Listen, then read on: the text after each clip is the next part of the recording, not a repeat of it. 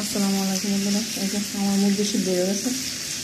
ঠিক আছে, রান্না মাছ ভাজি হয়ে গেছে।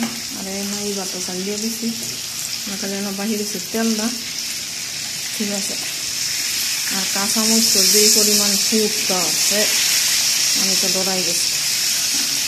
ঠিক আছে,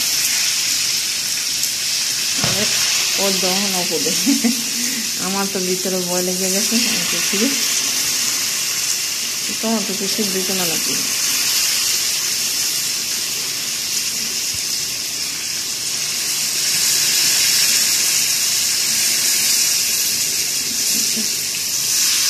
তেল বেশি করে দিয়া বেগুন দিবা জ্বালিতেছি। ঠিক আছে, আমার কথা হলো মানে বটাটা যাতে আমি 4-5 দিন খাইতে পারি আর কি। আমার কিন্তু কেমনি ধরেন রাঁধতে ভাল লাগে, কিন্তু খাওয়ার সময় আর খাইতে ভাল লাগে না। ঠিক আছে, এই একটা আমার স্বভাব। যে কোনো জিনিস হোক আমার রাঁধতে অনেক ভালো লাগে। ঠিক আছে, ভাবছিলাম এই তেলগুলি দিয়ে দিব, দেওয়া যেত না তেল। আমার তেলের অবস্থা তেমন একটা ভালো না। ঠিক আছে, তেল একটু বেশি করে দিয়ে লইছিলাম। রান্না বাতরা আলহামদুলিল্লাহ বাতরা হয়ে যেতেছে।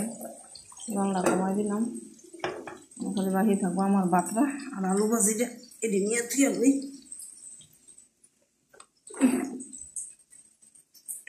কাম শেষ করুন না, শরীর কেমন জানি লাগতেছে। ঠিক আছে, শরীর কেমন একটা ভালো লাগতেছে।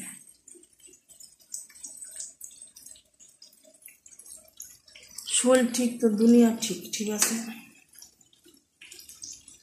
শরীর কেমন একটা লাগতেছে, ভালো লাগতেছে না।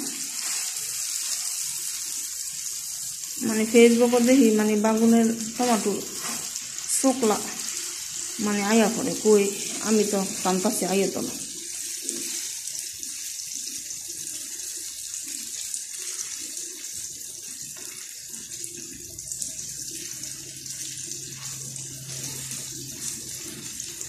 বাগুনটা যত শক্ত শক্ত থাকবো